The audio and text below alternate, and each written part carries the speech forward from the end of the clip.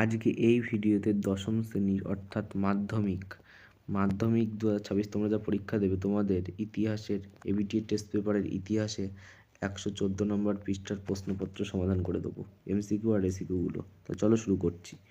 1 ভারতের নিম্নলিখিত প্রথম চিত্রকলার নাম কি? রাজা হরিশ্চন্দ্র। সোমপ্রকাশ পত্রিকা ছিল একটি সাপ্তাহিক পত্রিকা। তারপরে নববেদান্তবাদের শ্রেষ্ঠ হলেন স্বামী বিবেকানন্দ। তো কলকাতা বিশ্ববিদ্যালয়ে অনুষ্ঠান এটা হবে 1858। তারপর তত্ত্ববোধী দেবেন্দ্রনাথ ঠাকুর। তারপরে মেদিনীপুর লক্ষ্মীবাঈ রানীর শিরোমণি। আবার খুদকাঠি প্রথা হলো তোমাদের যৌথ মালিকানা, এই হবে যৌথ মালিকানা,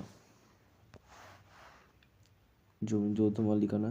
ইলওয়ার্ড বিল পাসের মুখ্য ভূমিকা ভারত সভা। কানপুরের নানা সাহেব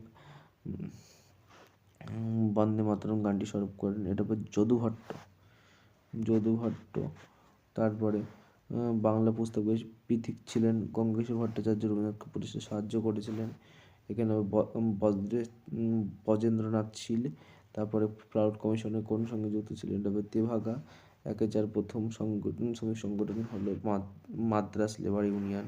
ভারতের ট্রেড ইউনিয়ন কংগ্রেস হলো, এটা ভুল হবে, এটা ঠিক, খ মাদ্রাস লেবার ইউনিয়ন। তারপর 15 বাবা রামচন্দ্র কৃষক আন্দোলনে যুক্ত উপদেশে। গুলামগীর গ্রন্থটির লেখক হলেন জ্যোতিবা ফুলে।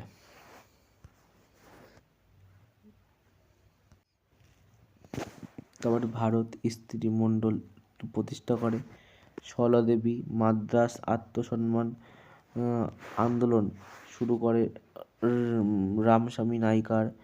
তারপরে 19 দেখাবে, এটা হবে জুনাগড়। ভারতীয় পুরুলিয়াদের পশ্চিমবঙ্গ অন্তর্ভুক্ত হয় 1956।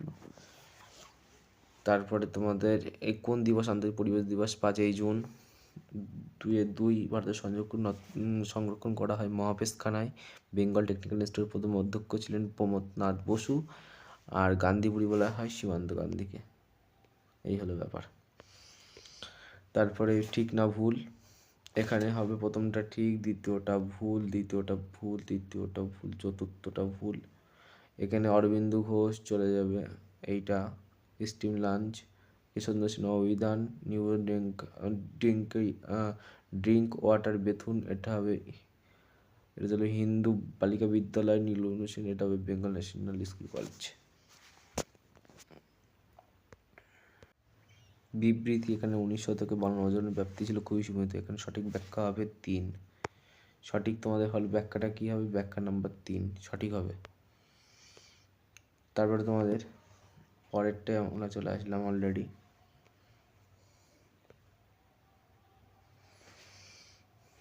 এখানে আছে পরের বিবৃতি। ভারতবাসীরা সাইমন কমিশনকে বর্জন করেছিল, ব্যাখ্যা নাম্বার 1 হবে। আর 2-এর পাশে বিবৃতি যেটা আছে 1270 অনুষ্ঠিত হয়েছিল 1920 খ্রিস্টাব্দে, এখন ব্যাখ্যা নাম্বার 2 হবে। আর 5-4 এটা 1946 খ্রিস্টাব্দে 12 ফেব্রুয়ারি দিনটি রশিদ দিবস নম্বর, এটা হবে 3, ব্যাখ্যা নাম্বার 3। ভিডিওটা কেমন লাগলো অবশ্যই কিন্তু কমেন্ট করে জানিও।